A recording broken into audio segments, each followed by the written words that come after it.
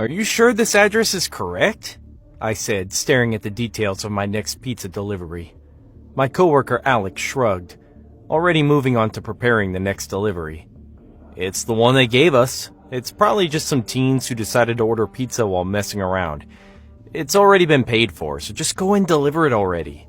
I sighed, hauling the insulated bag into my arms. Alright then, see you in a bit. The address in question belonged to the abandoned high school that sat on the outskirts of town. I wasn't a local, so I didn't know the full story, but apparently some kind of tragedy had caused the school to close down several years ago, and it had since fallen into serious disrepair. Now, only homeless people and teenagers ever bothered to go out there. I climbed into my car, punched the address into the GPS, and started driving, hoping this wasn't just some stupid prank. It was a busy Friday night, and I still had a lot of deliveries to make. As I got closer to the abandoned school, the streets seemed to get darker and more deserted, until I was in a completely empty neighborhood. I pulled the car up outside the imposing structure of the school, doused in complete shadow, and swallowed back the flutter of anxiety in my chest. Just make the delivery and get the hell out of there. That's all I had to do. I'd been hoping to find the customer waiting outside for me, but the schoolyard was completely empty. Don't tell me they're inside, I muttered to myself, glancing towards the entrance. The door was sitting wide open, like a maw in the darkness. Taking a deep breath, I walked up to it. Hello? Pizza delivery? I called into the opening, peering inside. Nobody there. Was this just a prank after all? Dragging me all the way out here just for the hell of it? With a sigh, I was about to turn back when I heard the squeak of footsteps from inside the school. There was someone in there. Did someone order pizza? I called again.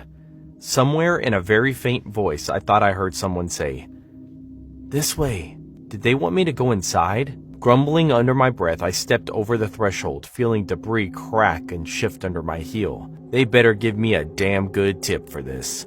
"This way," the voice whispered again, making me shiver. Why did it sound so close, yet so far away at the same time? "I ain't messing around," I called, my voice echoing strangely down the hallway. "I'm gonna leave your pizza here, okay?" "This way," the voice said again, but I ignored it, setting the pizza box on the ground. I had to get back or I'd be scolded by my superior. I turned around, ready to head back to the exit, and froze. The exit was no longer behind me. Instead, the corridor twisted into another one that hadn't been there before. "What the hell?" I muttered, staring in bewilderment at the passage behind me. Had I taken a turn somewhere and not realized? I could have sworn I'd walked in a straight line this whole time. Pushing down that fear in my stomach, I went back the way I'd come, expecting to see the door leading back outside. But it wasn't there. Instead, another long hallway had taken its place, leading into darkness. What the hell was going on? Was I hallucinating? I reached up and rubbed my eyes, but the scene before me didn't change. I was surrounded by endless corridors, a labyrinth of classrooms and lockers and broken notice boards, yellowed flyers fluttering in an invisible draught. I turned back around and tried going towards where I thought I'd left the pizza, but that had disappeared too. What was happening?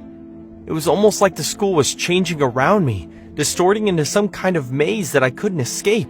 "Hello? Is anyone there?" I shouted, hoping someone might hear and come to my rescue, but I could already tell the school was empty. It had been from the start, but whose voice had I been hearing earlier? "This way." I gave a start. From the corner of my eye, I thought I saw someone standing at the other end of the corridor, a tall, thin figure. But when I turned to look, there was nothing there. Should I go that way? With no other option, I decided to follow the voice and the mysterious figure that had been lingering on the edge of my periphery. "This way." There it was again, that faint, breathy whisper that almost sounded like a gust of wind. Was it really someone here, or was I just hearing things? The deeper into the school I went, the more run down and dilapidated things grew. Shadows seeped out from the doorways, glass crunched underfoot from broken windows, and a stale, musty smell began to assault my senses. Whenever I reached a crossroads, with passages stretching in all directions, I would hear that faint, ghostly voice whisper to me, and a glimpse of a shadow amongst the darkness, and I would follow it, not knowing if it was leading me out of here or deeper into the school's spiderweb of corridors. Finally, after what felt like hours, the air began to feel lighter, no longer stale and oppressive. Something fluttered down the corridor towards me, riding on a gust of wind.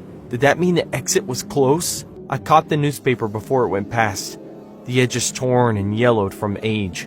The headline made my eyes widen. Death of a high school teacher exposes the dirty game of the headmaster. Causes school to close indefinitely. Is that what happened here? Is that why the school was shut down? A bad headmaster? How horrible. It was no wonder this place had such a bad air to it. As I lowered the paper and I looked up, I found myself back in a familiar place. The pizza box that I'd left was sitting at my feet, and the exit was directly ahead of me, as if it had been there the whole time. Without pausing to think about it, I ran towards the door, finally stumbling out into the fresh air. I'd finally made it out of there. When I checked the time, only 5 minutes had passed since I'd arrived in the car. Then everything I just experienced, had it been some kind of elaborate dream? A trick on my mind?